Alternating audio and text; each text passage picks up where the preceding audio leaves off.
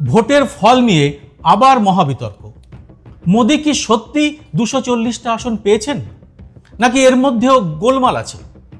আমাদের রাজ্যেও কি গরমিলের অভিযোগ আছে? কেন উঠছে এই কথা? কারণ দুটি সংস্থার সমীক্ষা রিপোর্ট এরকমই দাবি করেছে। কারা এই দুটি সংস্থা? কে আছেন এই দুটি সংস্থায়? এর একটি সংস্থার নাম ভোট ফর ডেমোক্রেসি, অন্যটি অ্যাসোসিয়েশন অফ ডেমোক্রেটিক রিফর্ম। এরা একেবারেই অরাজনৈতিক স্বেচ্ছাসেবী সংস্থা। আর এতে যারা রয়েছেন তারা কেউই কিন্তু হেজিবেজি লোক নন, তারা কোনো রাজনৈতিক দলের সদস্যও নন। এদের অনেকেই প্রাক্তন IAS IPS, কেউ বা IIM এর বিশেষজ্ঞ। রীতিমতো রিসার্চ করে তারা তাদের রিপোর্ট তৈরি করেছেন। তাই তাদের এই সমীক্ষা রিপোর্টকে একেবারেই ফেলে দেওয়া যাচ্ছে না। দেশ জুড়ে তাই বিষয়টি নিয়ে হইচই পড়ে গেছে। কংগ্রেসের ব্যাখ্যা দাবি করেছে, একই সুর অন্যান্য বিরোধীদেরও। কিন্তু এত চাপের মুখে পড়েও নির্বাচন কমিশন এ নিয়ে মুখে কুলু পেটে রয়েছে। কেন তারা এই রিপোর্টটিকে ভুল বলে যুক্তি দিয়ে সবার সামনে সত্যটা প্রকাশ করছে না? আর তাতেই সন্দেহ কিন্তু বাড়ছে। এ নিয়ে মুখ খুলেছেন দেশের প্রাক্তন মুখ্য নির্বাচন কমিশনার SY কুরেশিও। তিনিও বলেছেন, নির্বাচন কমিশন এভাবে চুপ করে থাকতে পারে না, তারা এই কাজের জন্য মাইনে পান। সব মিলিয়ে এ নিয়ে জল যে অনেক দূর গড়াবে তাও স্পষ্ট বোঝা যাচ্ছে। কি আছে এই দুটি সংস্থার রিপোর্টে? গদি মিডিয়া এ ব্যাপারে কিন্তু একেবারে নীরব। তারা বিষয়টি আপনার সামনে আনতেই চায় না। আজকের এই এপিসোডে আমরা তাই আলোচনা করব এই সমীক্ষা রিপোর্ট নিয়েই। খুব গুরুত্বপূর্ণ এই ভিডিওটি শেষ পর্যন্ত দেখে ভালো লাগলে লাইক ও প্রচুর শেয়ার করবেন, কারণ আপনার এই কাজটাই পারে বিষয়টি আরও মানুষের কাছে পৌঁছে দিতে। সেই সঙ্গে চ্যানেলটি সাবস্ক্রাইব করে নোটিফিকেশন বেলটি চালু করে রাখতে ভুলবেন না। আপনার এই অতি ছোট্ট কাজটি আমাকে এই ধরনের ভিডিও করতে আরও উৎসাহ যোগাবে।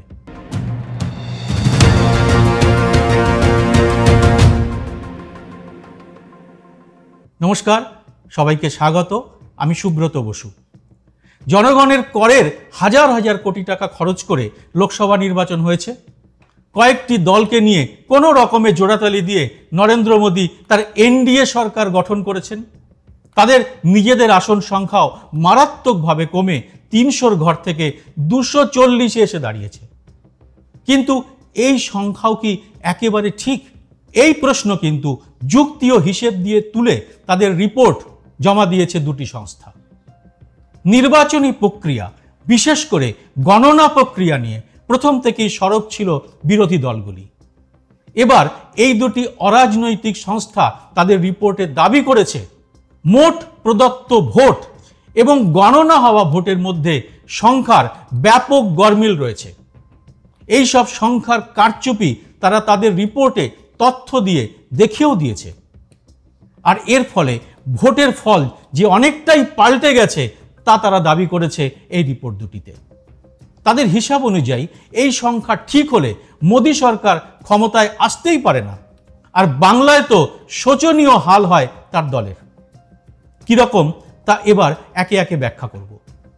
ভোট ফর ডেমোক্রেসি রিপোর্টে তারা বলছে, প্রদত্ত ভোট এবং গণনা হওয়া ভোটের বিস্তর ফারাক আছে।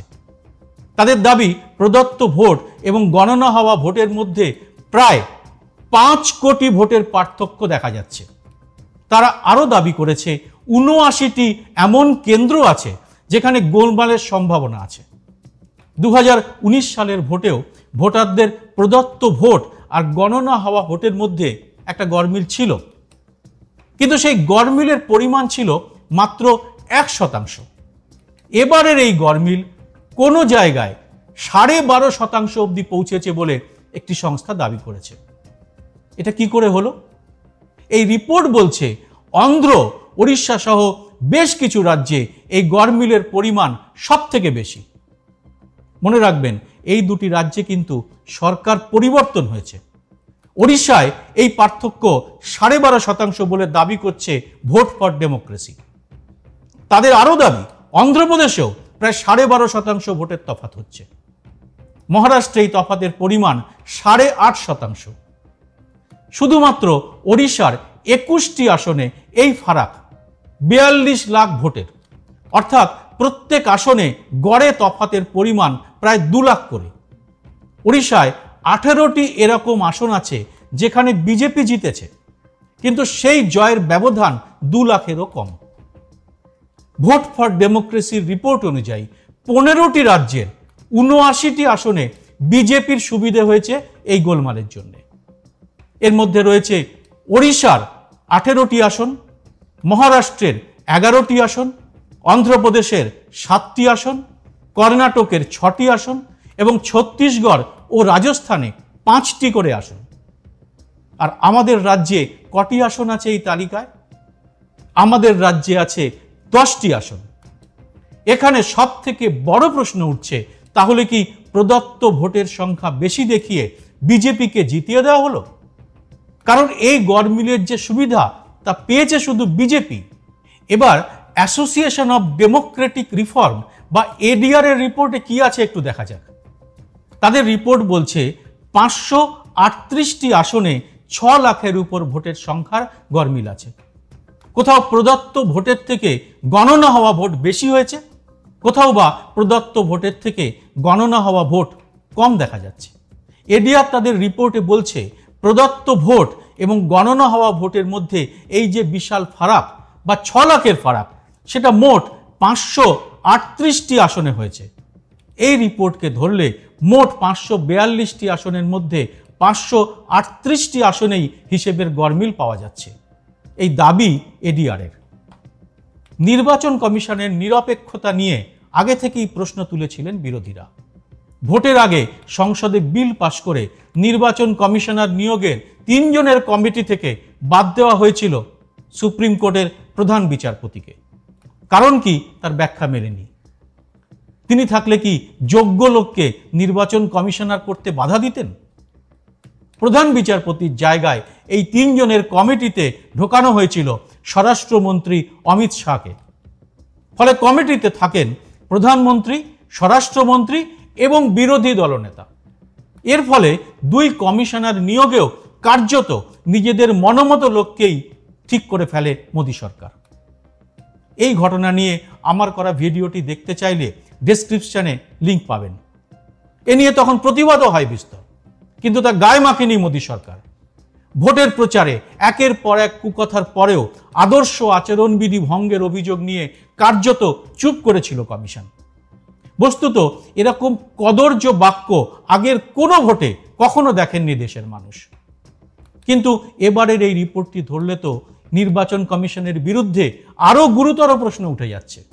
খুব সহজ হিসেব, 100 জন ব্যক্তি ভোট কেন্দ্রে গিয়ে ভোট দিলেন।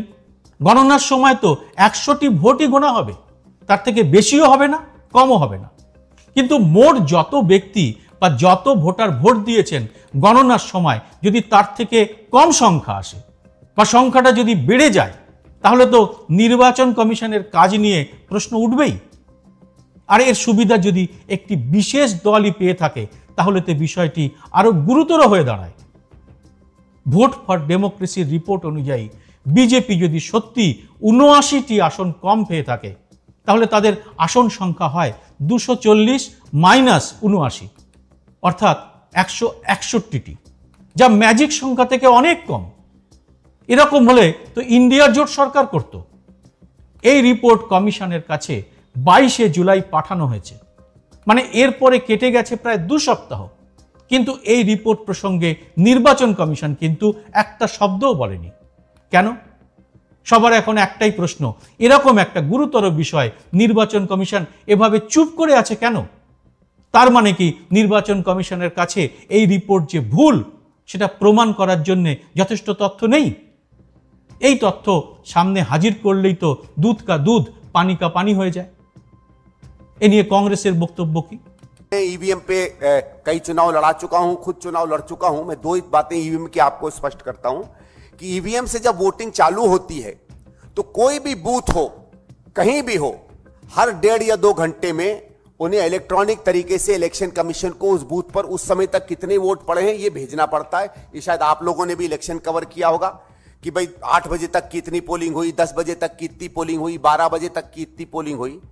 और अगर 7 बजे तक की पोलिंग एक स्तर तक आ जाती है और अगर हम 60-65% के करीबन माने अमूमन वोट पड़ता है और 6% का अंतर है, तो यह तो मैं बात मान नहीं सकता कि 7 बजे के बाद 10% वोट पड़ा, मतलब वोट पड़ने का 10% वोट पड़ा और तब यह आंकड़ा इतना पड़ा। तो अपने में यह आंकड़ा भी एक संदेह की स्थिति पैदा करता है और विशेषकर यह तब और भी ज्यादा सवाल बन जाता है जब हम राज्यों के स्तर पर देखें।